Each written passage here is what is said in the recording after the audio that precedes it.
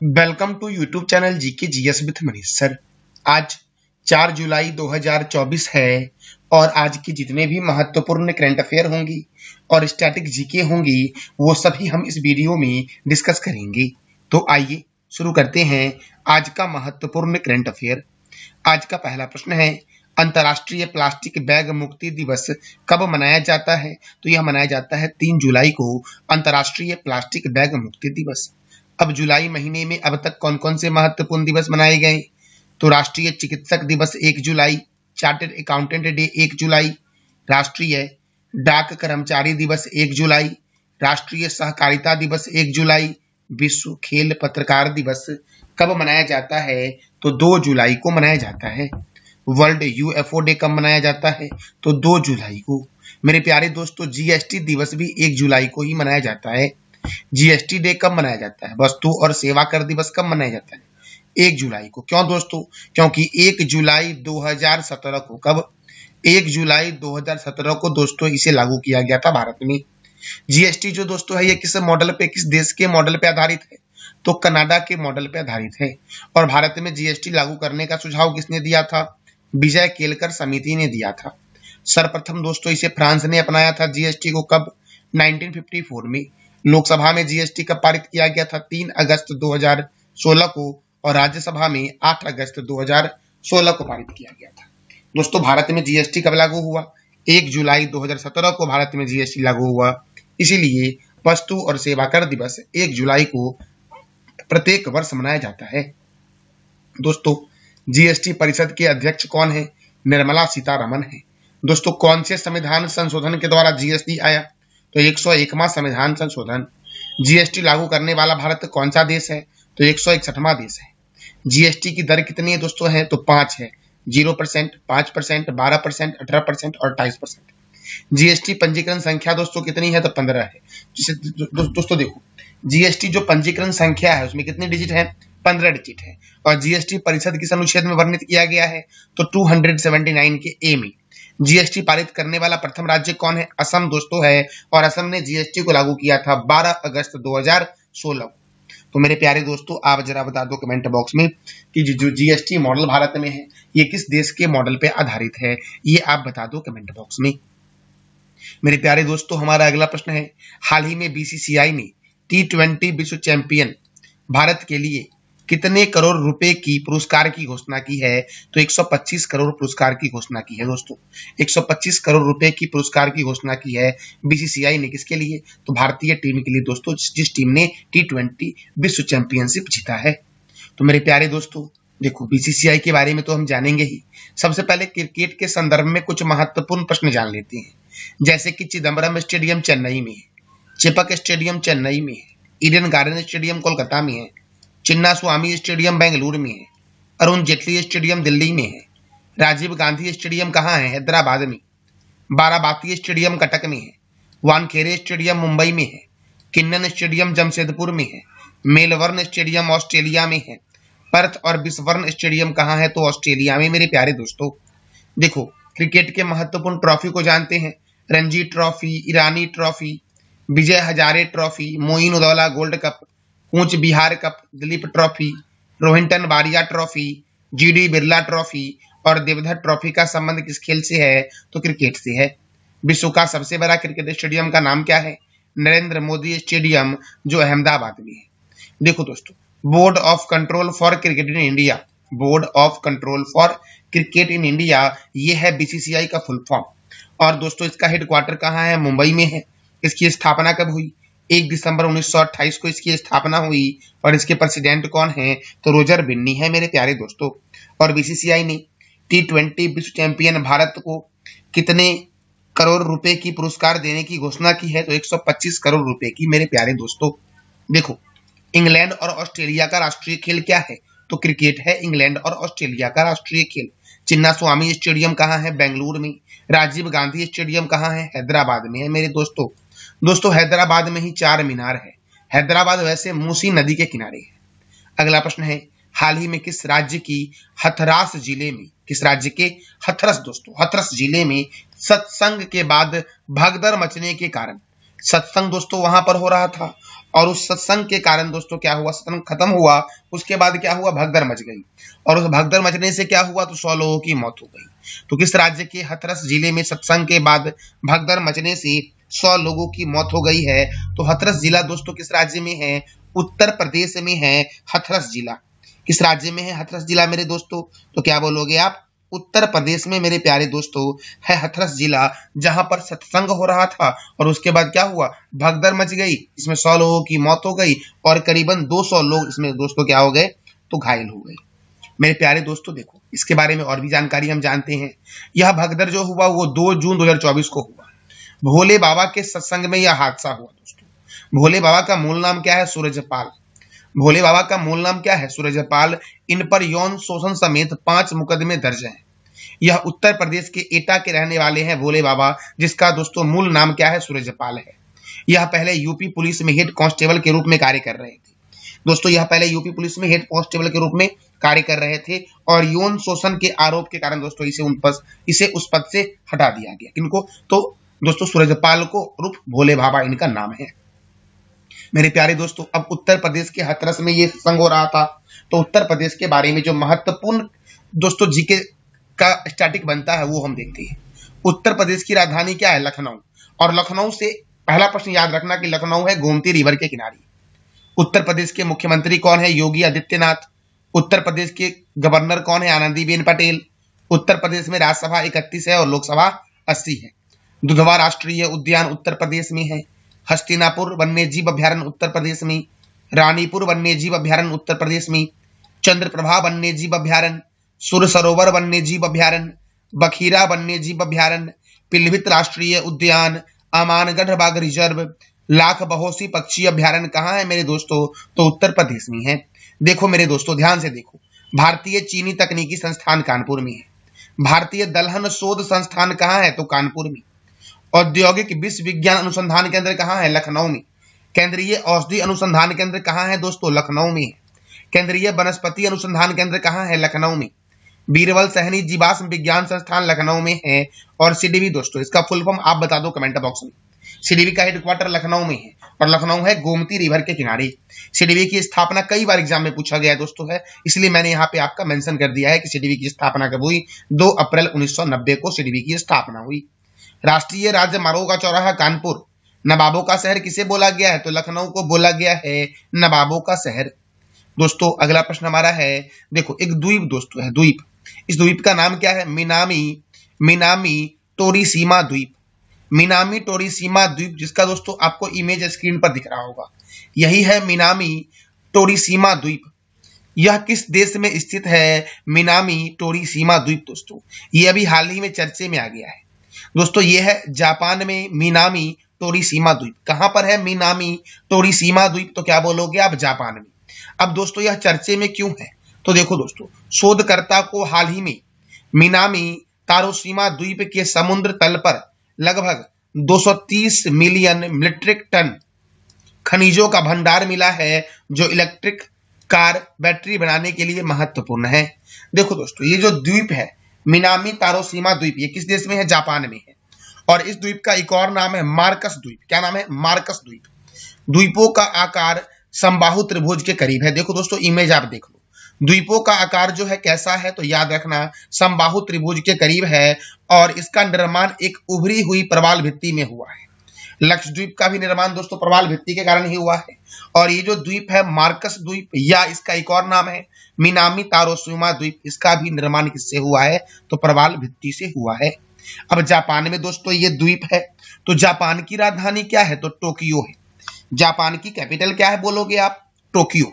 Japan की currency क्या है, जापानी येन। जापान के प्राइम मिनिस्टर है फूमियो किशिदा। जापान के संसद का नाम डाइट है। जापान का राष्ट्रीय चिन्ह गुलदाउदी है। और जापान का राष्ट्रीय खेल क्या है मेरे प्यारे दोस्तों, तो जूडो है।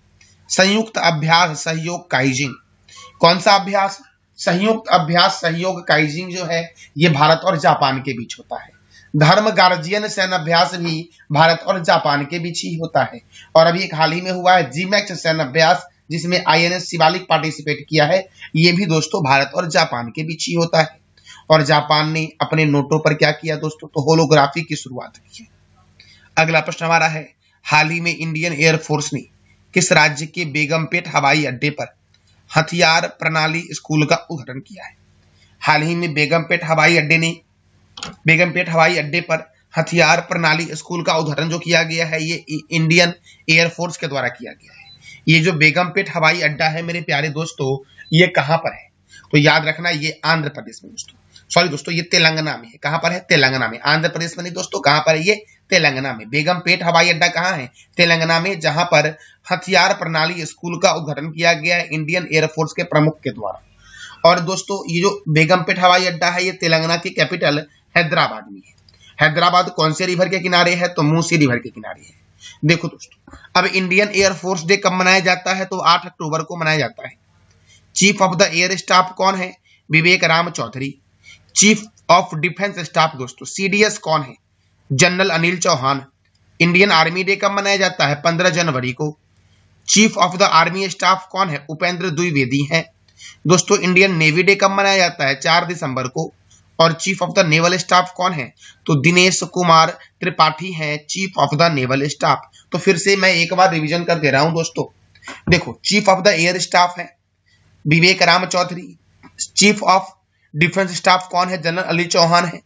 चीफ ऑफ आर्मी स्टाफ कौन है? उपेंद्र द्विवेदी है। चीफ ऑफ नेवल स्टाफ कौन है? दिनेश कुमार त्रिपाठी है मेरे प्यारे लाल एवं लालियों। दोस्तों, हमारा अगला प्रश्न है, घुमंतु हाथी सैन्य अभ्यास, जिसको बोला गया है नोमैडिक एलिफेंट सैन्य अभ्यास। तो नोमैडिक एलिफेंट सैन्य अभ्यास, या इसको आप हिंदी में बोल लीजिए घुमंतु हाथी सैन्य अभ्यास का आयोजन भारत और किस देश के बीच मेघालय में हुआ है? अब दोस्तों, यहां से एक प्रश्न बनता है कि मेघालय में कहां हुआ है? तो मेघालय के उमरोऊ में हुआ है।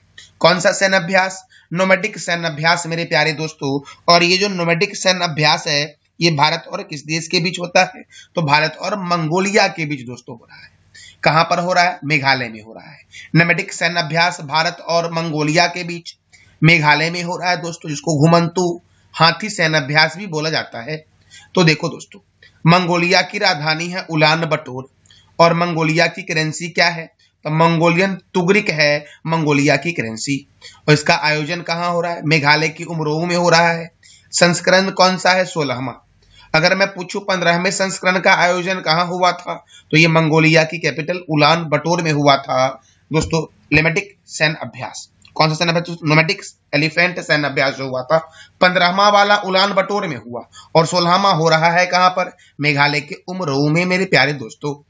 दोस्तों, हमारा देखो अगला टॉपिक मेघालय के बारे में जानेंगे, क्योंकि नोमैडिक सैन्य अभ्यास मेघालय के उमरोऊ में हो रहा है, तो मेघालय बहुत ही इंपॉर्टेंट टॉपिक बन जाता है यहाँ पर। तो मेघालय की कैपिटल क्या है? शिलोंग है। मेघालय के गवर्नर कौन है? फागू चौहान। मेघालय के मुख्यमंत्री कौन है? कोनार्ड संगमा। यहाँ पर राज्यसभा 1 है और लोकसभा 2 है। मेघालय की स्थापना हुई 21 जनवरी 1972 को। नोकरेक राष्ट्रीय उद्यान, बलफक्रम राष्ट्रीय उद्यान, सीजू वन्यजीव अभ्यारण्य, जारूकी अंतर्राष्ट्रीय हवाई अड्डा शिलोंग में है। पूर्व का स्कॉटलैंड और मेघों का घर मेघालय को कहा गया है। विश्व में सर्वाधिक वर्षा वाला स्थान कौन सा है? मासिन राम है। और मेघालय में गारो हिल्स दोस्तों मेघालय में ही है।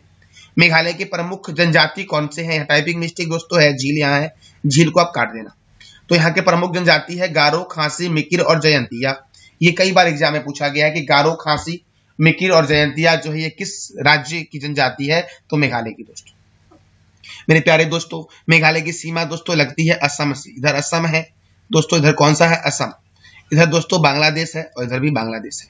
तो मेघालय की सीमा लगती है असम और बांग्लादेश से मेरे प्यारे लाल एवं लालियों।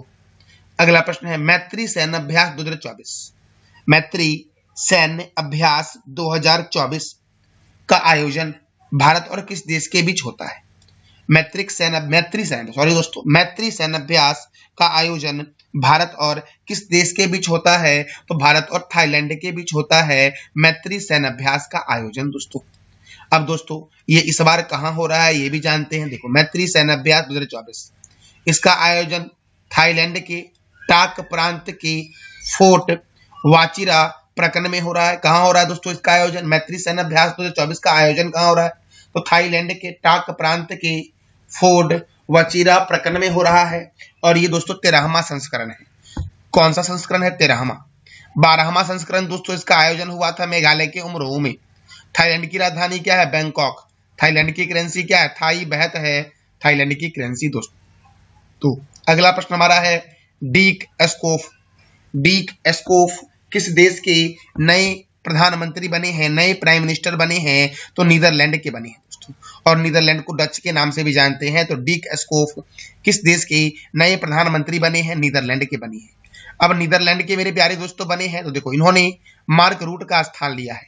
मार्क रूट नाटो के नए महासचिव बन गए हैं, और मार्क रूट के स्थान पर मेरे प्यारे दोस्तों कौन आ गए हैं? तो याद रखना डीक एस्कोफ आ गए हैं। तो नीदरलैंड की राजधानी क्या है? एम्स्टर्डम। नीदरलैंड की करेंसी क्या है? यूरो। और नीदरलैंड के प्राइम मिनिस्टर कौन बन गए हैं? डीक एस्कोफ बन गए। कौन बने दोस्तों? डीक एस्कोफ। दोस्तों देखो कुछ प्रमुख देशों के प्रधानमंत्री हैं और राष्ट्रपति, जैसे कि कनाडा के प्रधानमंत्री कौन है? Justin Trudeau. जापान के प्रधानमंत्री कौन है? Fumio Kishida. ब्रिटेन के प्रधानमंत्री कौन है? ऋषि सुनक। ब्रिटेन को ही यूके बोलते हैं, यूनाइटेड किंगडम। इटली के प्रधानमंत्री कौन है? Giorgia Meloni. भूटान के प्रधानमंत्री कौन है? शेरिंग टोगवे। नेपाल के प्रधानमंत्री कौन है? पुष्प कमल दहल प्रचंड। मलेशिया के प्रधानमंत्री कौन है? अनवर इब्राहिम। फिनलैंड के प्रधानमंत्री कौन है? पेटरी ओपरे। स्पेन के प्रधानमंत्री कौन है? Pedro Sanchez. फ्रांस के राष्ट्रपति कौन है? Emmanuel Macron. अमेरिका के राष्ट्रपति कौन है? Joe Biden. अर्जेंटीना के राष्ट्रपति कौन है? Xavier Miley. केन्या के राष्ट्रपति कौन है? William Ruto. दोस्तों यहाँ पर पी मतलब प्रेसिडेंट को इंडिकेट किया गया है। जिम्बाब्वे के राष्ट्रपति कौन है? एमरसन मानागोवा। मालदीव के राष्ट्रपति कौन है? मोहम्मद म्यूजू। जर्मनी के चांसलर कौन है? ओलाफ स्कोच। और चीन के राष्ट्रपति कौन है? तो सी जिनपिंग है मेरे प्यारे दोस्तों हमारा अगला प्रश्न दोस्तों है कि हाल ही में किस मंत्रालय ने यूपीएससी उम्मीदवारों के लिए निर्माण पोर्टल लॉन्च किया है? तो कोयला एवं खान मंत्री ने दोस्तों, कोयला एवं खान मंत्रालय किनके पास है? तो जी किशन रेड्डी के पास है। और जी किशन रेड्डी ने दोस्तों यूपीएससी उम्मीदवारों के लिए निर्माण पोर्टल लॉन्च किया है दोस्तों। कौन सा पोर्टल लॉन्च किया? निर्माण पोर्टल। यूपीएससी दोस्तों यूनियन पब्लिक सर्विस कमीशन, इसका फुल फॉर्म होता है। यूपीएससी का हेडक्वार्टर नई दिल्ली में है। आप जरा बता दो कि इसका हेडक्वार्टर दोस्तों नई दिल्ली में, इसकी स्थापना कब हुई थी ये आप बता दो, और इसके ही वर्तमान में अध्यक्ष कौन है यूपीएससी के, ये आप बता दो कमेंट बॉक्स में। देखो दोस्तों केंद्रीय कोयला एवं खान मंत्री कौन है? जी किशन रेड्डी। यह कोल इंडिया लिमिटेड द्वारा दोस्तों, ये जो निर्माण ऐप है, कौन सा ऐप? निर्माण ऐप। यह कोल इंडिया लिमिटेड द्वारा अपने परिचालन जिलों के मेधावी युवाओं के लिए एक अनूठी योजना है, जिसके लिए निर्माण ऐप लॉन्च किया है जी किशन रेड्डी ने। मेरे प्यारे दोस्तों देखो 2024 में प्रारंभिक परीक्षा, यूपीएससी की प्रारंभिक परीक्षा में उत्तीर्ण ऐसे अभ्यर्थियों को 1 लाख रुपए की सहायता प्रदान किया जाएगा। जो भी छात्र दोस्तों या छात्राएं 2024 में प्रारंभिक परीक्षा उत्तीर्ण होंगी, उनको दोस्तों 1 लाख रुपए की सहायता राशि दी जाएगी। देखो दोस्तों जिनकी वार्षिक पारिवारिक आय 8 लाख रुपए से कम हो, और जो अनुसूचित जाति, अनुसूचित जनजाति, महिला या तृतीय लिंग से संबंधित हो, उसे दोस्तों यह सहायता राशि दी जाएगी। और ये भी याद रखना कि कोल इंडिया लिमिटेड द्वारा अपने परिचालन वाले जिलों में मेधावी युवाओं को दोस्तों यह पुरस्कार दिया जाएगा।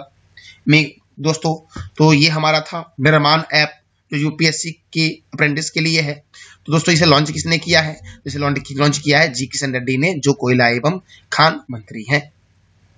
अगला प्रश्न है संपूर्ण जीव जंतुओं की सूची तैयार करने वाला विश्व का पहला देश कौन बन गया है?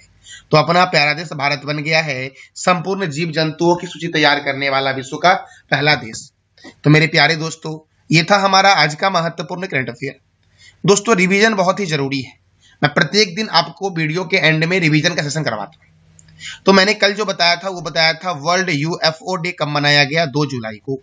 हाल ही में किस देश ने नए बैंक नोटों पर होलोग्राफी तकनीकी का इस्तेमाल करना शुरू किया? तो जापान ने। हाल ही में एयर इंडिया किस राज्य के अमरावती जिले में दक्षिण एशिया का सबसे बड़ा उड़ान प्रशिक्षण स्कूल स्थापित करने की घोषणा की है? तो महाराष्ट्र में। हाल ही में भूपेंद्र सिंह रावत का 85 वर्ष की अवस्था में निधन हुआ है। इनका संबंध किस खेल से है? तो फुटबॉल से। मेरे प्यारे दोस्तों देखो अंतर्राष्ट्रीय खिलौना मेला, सही कर लेना, अंतर्राष्ट्रीय खिलौना मेला 2024 की शुरुआत कहाँ हुई? नई दिल्ली में। किस राज्य के टेली वन्यजीव अभ्यारण्य में, टेली वन्यजीव अभ्यारण्य में सींग वाले मेढक की प्रजाति खोजी गई है? अरुणाचल प्रदेश में। मुख्यमंत्री मांझी लड़की बहनी योजना की शुरुआत किस राज्य में हुई? महाराष्ट्र में। किस बैंक ने अंतर्राष्ट्रीय छात्रों के लिए सेफिरो फॉरेक्स कार्ड लॉन्च किया है? तो आईसीआईसीआई बैंक ने दोस्तों। और आईसीआईसीआई बैंक का हेडक्वार्टर कहाँ है? मुंबई में। हाल ही में स्पेन में आयोजित 10वीं लियोन मास्टर्स शतरंज चैंपियनशिप किसने जीता है? तो विश्वनाथन आनंद ने जीता है। किस भारतीय गायिका की जीवनी स्वर स्वामिनी का विमोचन किया गया? आशा भोसले। दोस्तों, लोकार्नो फिल्म फेस्टिवल में कैरियर अचीवमेंट पुरस्कार के लिए पुरस्कार किसे दिया जाएगा? तो शाहरुख खान को दिया जाएगा। तो ये दोस्तों था रिवीजन क्लास हमारा कल के करंट अफेयर का। मैं प्रत्येक दिन आपको रिवीजन करवाता हूँ और लास्ट में 3 प्रश्न भी करता हूँ। तो दोस्तों, नौसैनिक अभ्यास रिमपैक किस देश के पर्ल हार्बर में शुरू हुआ है? अमेरिका के पर्ल हार्बर में। भारतीय साक्ष्य अधिनियम की जगह किस संहिता को लागू किया गया? भारतीय साक्ष्य संहिता को लागू किया गया, BSS। चल्ला श्रीनिवासुलु शेट्टी किस बैंक के नए अध्यक्ष बने हैं? तो SBI के नए अध्यक्ष बने हैं। दोस्तों, आज का आपका 3 प्रश्न है कि किस भारतीय गायिका की जीवनी स्वर स्वामिनी का विमोचन किया गया है? अंतर्राष्ट्रीय खिलौना मेला 2024 की शुरुआत कहाँ हुई है? और मुख्यमंत्री मांझी लड़की बहिनी योजना की शुरुआत किस राज्य में हुई है? तो इस तीनों प्रश्नों का जवाब देना है कमेंट बॉक्स में आपको। ये था हमारा आज का महत्वपूर्ण करंट अफेयर। जानकारी अच्छी लगी तो चैनल को लाइक करें, शेयर करें और सब्सक्राइब करें।